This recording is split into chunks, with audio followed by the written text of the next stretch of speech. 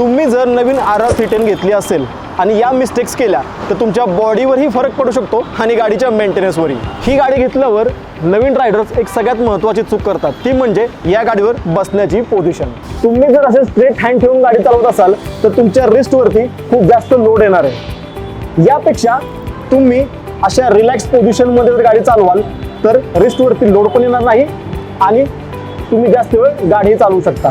पुढची गोष्ट म्हणजे या गाडीच्या क्लच लिव्हरवरती, ब्रेक लिव्हरवरती हात आणि पाय ठेवून गाडी अजिबात चालवू नका। याच्यामुळे तुमचे ब्रेक पॅड्स आणि क्लच पेड लवकर खराब होऊ शकते आणि तुमची मेंटेनन्स कॉस्ट वाढू शकते। आणि सगळ्यात महत्त्वाचं म्हणजे या गाडीमध्ये खूप जास्त पॉवर आहे, त्यामुळे या गाडीच्या पॉवरचा जोपर्यंत अंदाज येत नाही तोपर्यंत अंदाज घेऊनच गाडी चालवा।